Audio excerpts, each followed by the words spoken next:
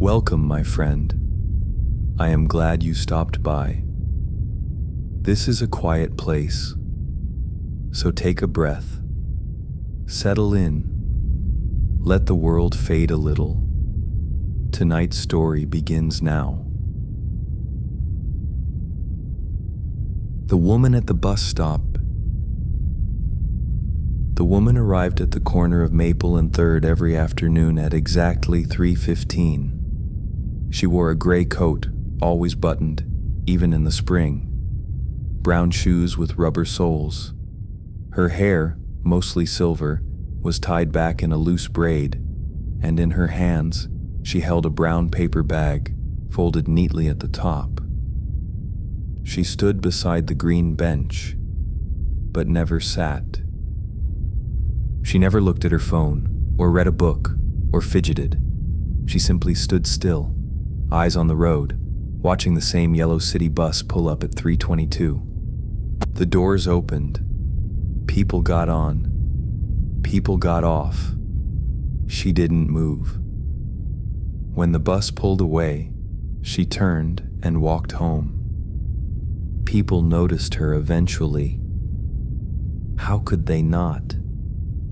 The man who ran the coffee cart said she didn't drink coffee. Not even once. A student who caught the same bus every day said she never missed an afternoon. Someone started a thread about her on the local neighborhood forum. Who is the woman at the bus stop? The guesses piled up. Maybe she's waiting for someone. Maybe she has dementia. Maybe she just likes the routine. She became part of the city's quiet background, as consistent as the pigeons and the trash truck and the smell of bread from the bakery on the next block. One chilly afternoon in November, a man named Devin stood beside her. He didn't speak at first, just stood there, holding his messenger bag, glancing sideways every few seconds. She didn't look at him. When the bus arrived, he said, "You're here every day." She smiled, small and polite. "Yes. You never get on." She nodded once. "That's right."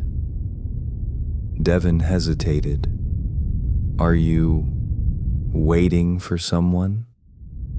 She looked at the bus as it paused, doors open.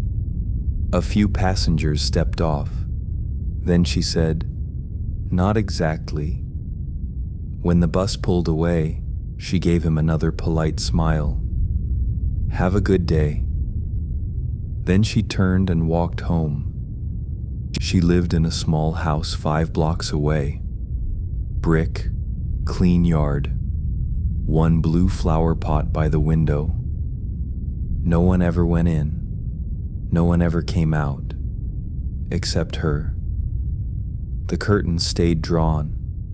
Packages sat for a while before being taken in. Her name was Margaret. She used to be a librarian, quiet, attentive.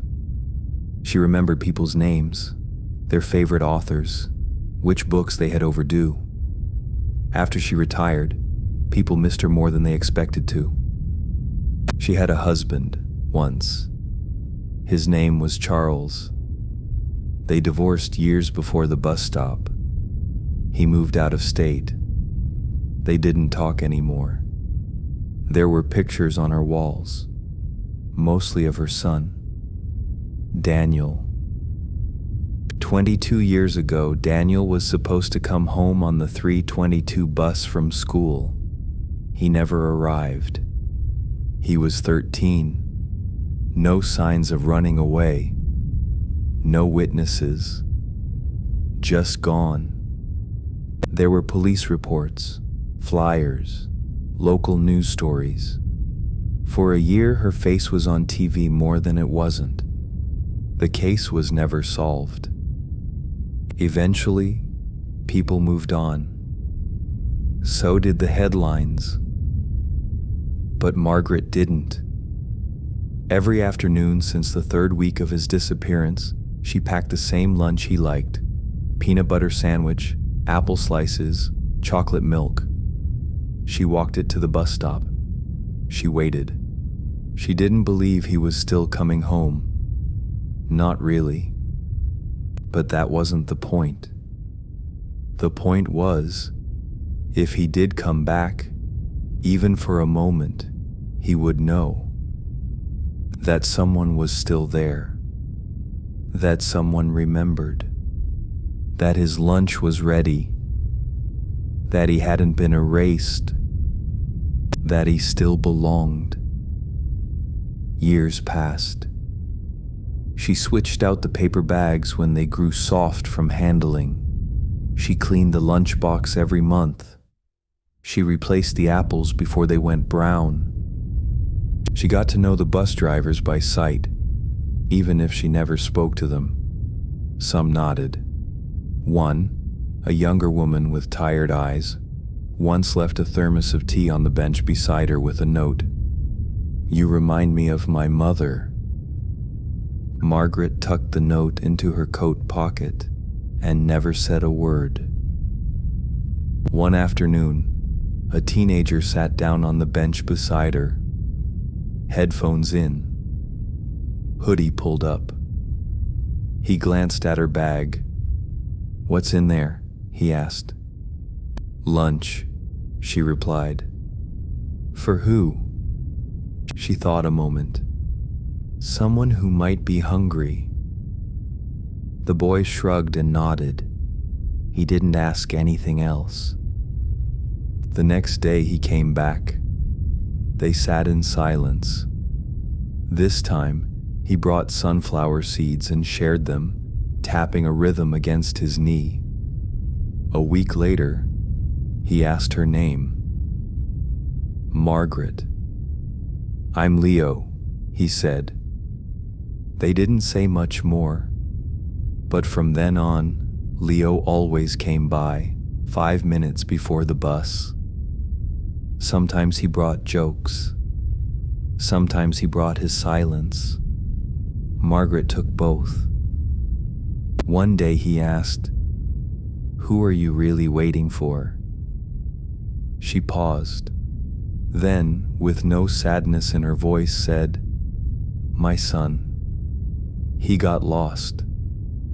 Leo didn't press, but the next afternoon, he brought a small photo frame. Inside it, a drawing, a bus, a woman, a paper bag, a boy with his hand outstretched. She kept it on the windowsill, right beside the blue flower pot. Margaret never told the papers, never joined the podcasts. She didn't chase interviews or anniversaries. She just stood there, every afternoon, with the lunch. And when the bus pulled away, she turned and walked home. She never missed a day. Not in rain, not in snow, not in grief. She waited because love, once made, doesn't disappear. It holds its shape, even when no one's looking.